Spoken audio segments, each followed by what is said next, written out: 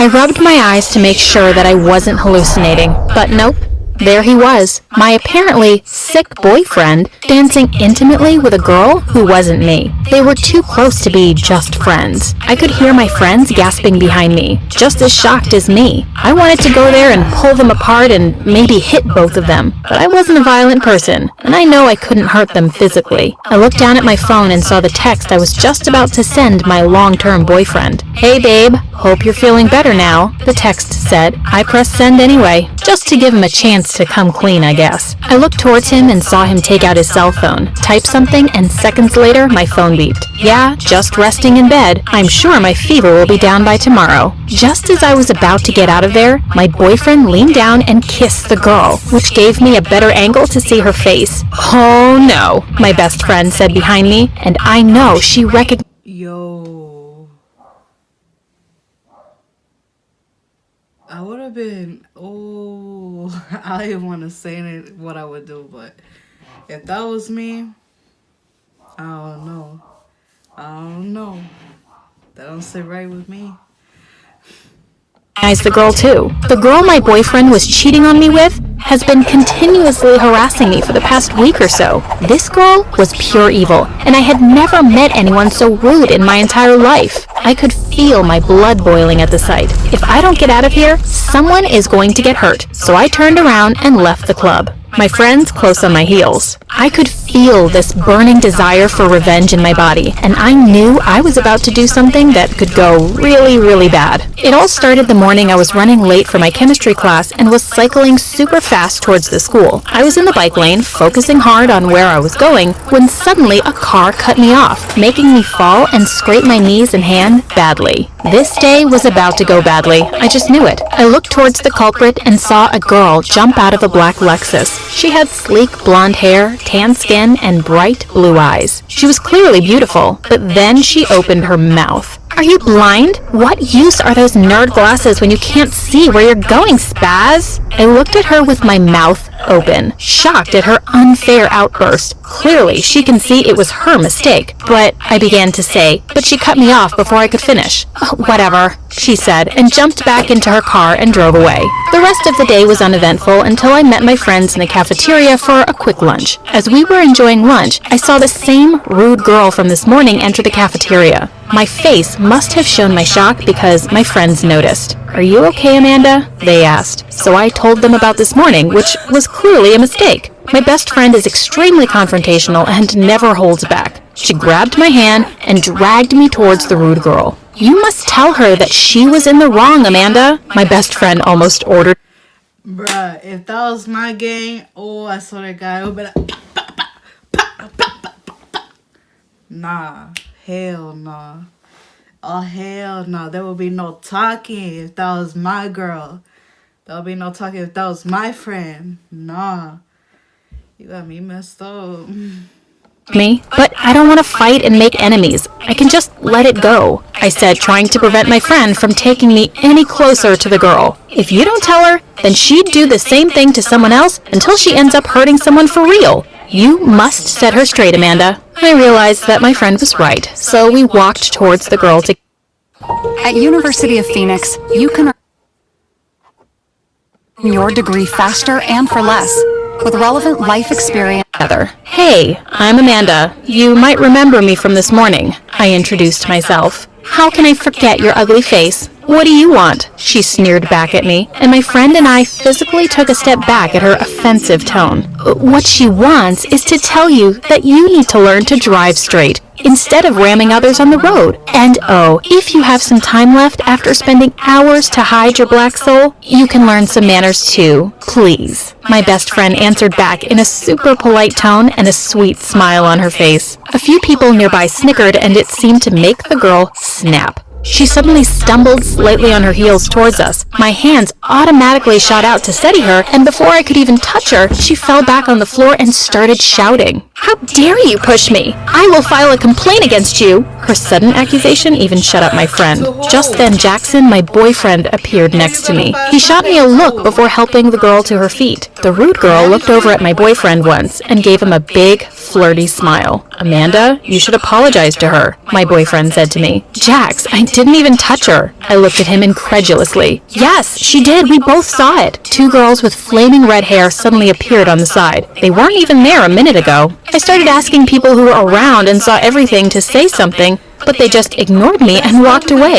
She was mean to everyone. Everyone avoided her. My best friend then started arguing with them, and before we knew it, everyone was speaking at once. "Look at what you've done, Amanda. Would it hurt you to apologize? Just say sorry?" Jackson snapped at me and pushed me towards the girl. "Fine, I'm sorry," I said to her. I grabbed my best friend and headed back to our seat, mad at both the girl and my boyfriend. He had known me since high school. He knows I would never try to physically hurt someone. The rest of the day was thankfully quiet, although I was still angry at Jax for siding with that girl. Weeks passed after that event. The weekend came and many of the students were heading to a party. Jackson asked me to come, but I had a lot to study, so I declined. On Monday, I was in the library when the rude girl and her cohort of friends entered. I decided I don't like you, Jackson. I don't like you. Me and you not gonna get along. Not today, not tomorrow. I don't like you. Alright? So don't ask to be my friend. Because we're not gonna be friends. Because I don't like you. to ignore them, but it became difficult to do when they sat right next to me. "Oh, look, the ugly nerd is here," one of them whispered, and the others giggled. Annoyed, I looked towards them, and that rude girl gave me a smirk. She had that look as if she knows something that I don't. I shrugged her off and continued to study. After an hour passed, they left. I was so busy taking notes and reading, I didn't even notice them.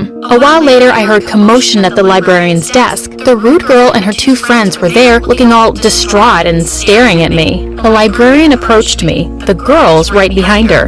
"What is it?" I asked, curious. "One of the girls left their cell phone here, and now they can't find it. Have you seen it?" she asked me. "No, I didn't." "She's lying. Who else would it be? She's the only one at this table. You should check her bag," the rude girl interjected. This girl was seriously giving me a headache. We are in high school. Why must she act like a middle school bully? Just to get rid of her, I handed my bag to the librarian.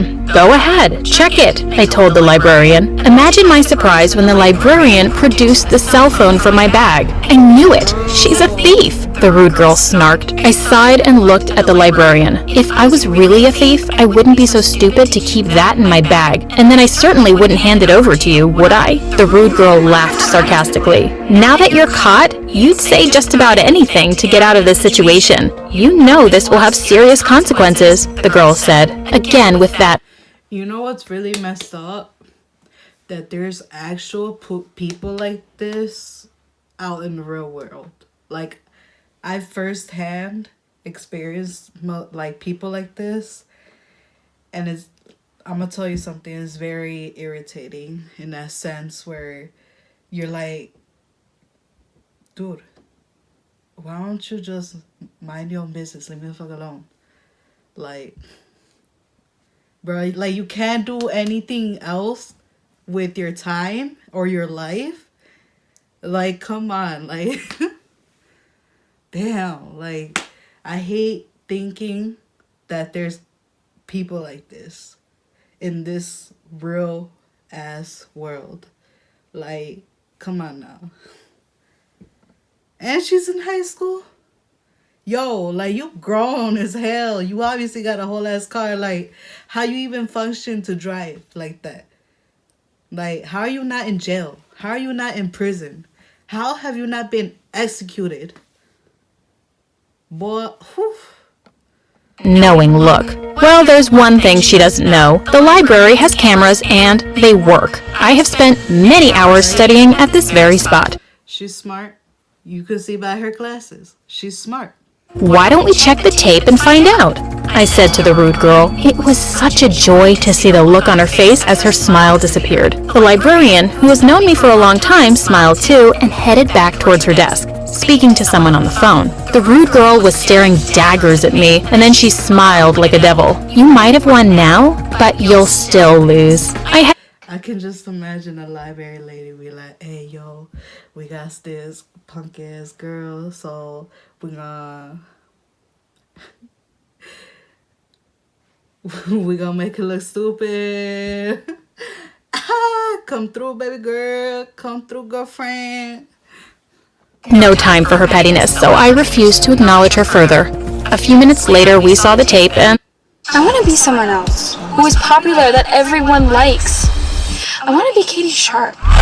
there it was. While I was busy studying, one of her friends had slipped the cell phone discreetly in my backpack. Their faces got so red, I feared they might pop a nerve or two. The librarian asked me if I wanted to move the complaint to the higher-ups, but I refused. I just wanted these girls to leave me alone and let me focus on my studies. If I was them, I'd never approach me after such humiliation. And I was right. Weeks passed, and whenever these girls were anywhere near me, they gave me a wide berth. Once I saw the rude girl talking to Jax, but when she saw me walking up to them, she quickly went away. I think she's constantly scared that I might take action against her and get her in trouble. What did she want? I asked Jax after the girl had run off. Nothing. She was just asking for notes. We're in one of the same classes, he replied nonchalantly before changing the subject. Weeks later, I finally Since when, Jackson? Since when did you brought this to my attention, Jackson? When have you not told me this, Jackson? Why is this some news to me? I thought you was my boyfriend. I thought you was my homegirl's boyfriend. Awful weird. Awful very mysterious. a weekend free and was super excited about it. I texted Jackson asking him if he wanted to spend the weekend with me. I couldn't help feeling down when Jackson told me that he came down with a fever and would be spending the weekend resting. Well, I'll stay in as well then. You should rest and get better soon. I texted back. Then an idea came to me. Jackson loves the Right. Stay in your house. Don't move. Don't even go up and get up to use the bathroom. All right? Don't do nothing. Don't even go outside to get the mail. All right? You say you was going to stay inside. Stay inside. chocolate chip cookies I make. I instantly started working on it, knowing how happy he would be when I took it to him Sunday morning. Just as I placed the cookie batter in the refrigerator, my friend showed up. Come on, this party is going to be fun. Why aren't you coming? My best friend grabbed my hand and jumped up and down, making me smile. I don't know. I don't feel good partying when Jackson is sick. It feels wrong, I answered honestly. You moping around won't help him either. You've been studying so hard for the past couple of days. You deserve a good time, my other friend added.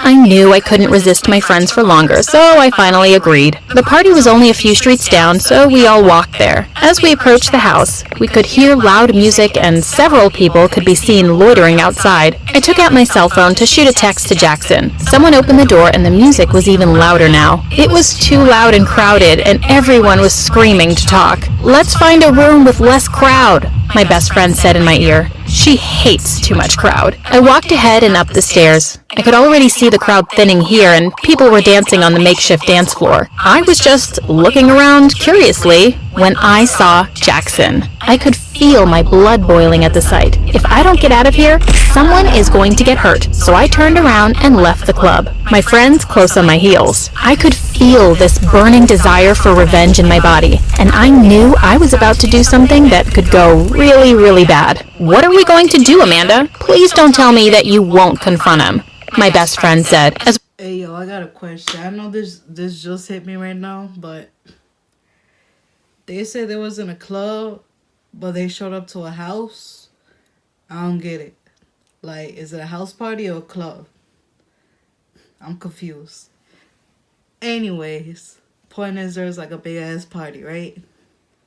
We all rushed back towards the dorms. No, bestie, I'm not going to confront him. At least not yet, I replied with what I am sure was an evil grin on my face. What do you mean? My other friend asked excitedly. I have a plan, and I'll need all of your help. I looked at each one of them, and I already knew that they were in. So we baked cookies and devised a perfect revenge plan until 3 a.m. in the morning. My friends and I should win an Oscar for how well we acted over the next couple of weeks. We didn't give a single hint to Jackson that we know what he did and waited patiently for our 5-year anniversary. That's how long we have been together. When the day finally came, Jackson was all too eager to get the surprise tattoo I chose for him and couldn't wait for me to get the one he chose for me. Jackson and I walked hand in hand to the tattoo parlor. We both got our blindfolds and sat on the chair. Thankfully, we were put in different rooms. Just as I settled down, someone took off my blindfold and grinned at the mischievous look on my best friend's face. Psst, guys, come here. I headed to where my other friend was peering from behind a curtain into the other room. I couldn't help but feel satisfaction as I looked at my boyfriend getting the tattoo happily on the back of his arm. I left a cheesy message on his phone, telling him that I loved my tattoo and couldn't wait for his reaction when he saw his. Then, I blocked his number from my phone, blocked him from all my social media, and went home. The next day, my friends and I were enjoying the sunny day in the schoolyard and studying when my best friend poked me and pointed in the distance.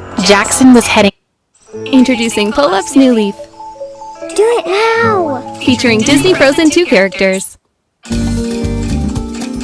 True fragrance. Crafted only by Glade.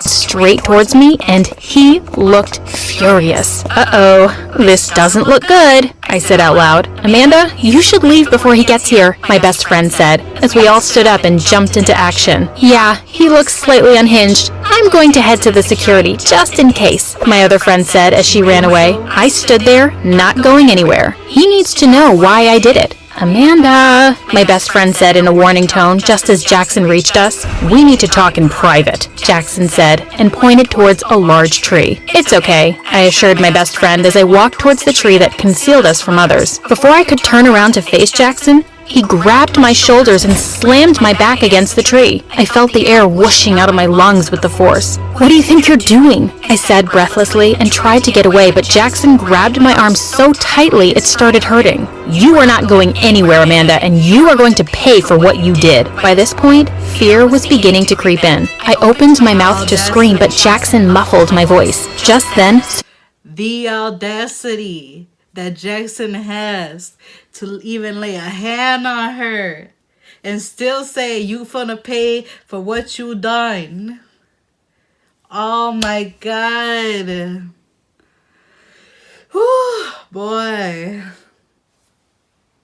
security appeared and grabbed Jackson by his collar, pulling him away from me. My friends hugged me as they assured me the cops had been called, and I can press assault charges. A few minutes later, the cops arrived. As they were handcuffing him and reading him his rights, I glanced towards Jackson one last time. He was wearing his silly muscle white shirt, and right there on the back of his arm was an ugly picture of a stinking poop, and just below it, as clear as day, were the words, "I stink more than this poop." I couldn't help myself and burst out laughing. The tattoo artist sure knows how to draw a good poop. Damn. Damn, like... Okay, like... One thing would be like, oh, like, okay, we're gonna get matching tattoos, like you end up with my name or whatever, matching tattoo, but I'm not gonna end up with it, just you. Okay, but then saying like, oh, I think like, I guess in a sense, like, he deserves it. But damn, you are crazy, girl. Damn. Anyways.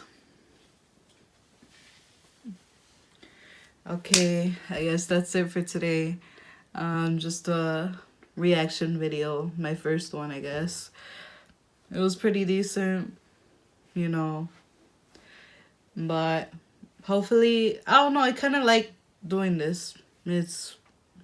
I like watching these videos. Off camera, I like watching these videos, like, they're interesting, you know? Like, there's stories that, like, I would have never thought, you know? But, yeah, I guess that's it for today. Thanks for watching. If you like this content, I'm gonna produce more in the future. So subscribe, hit that bell. I'm gonna be uploading more soon. So yeah, stay tuned. Bye.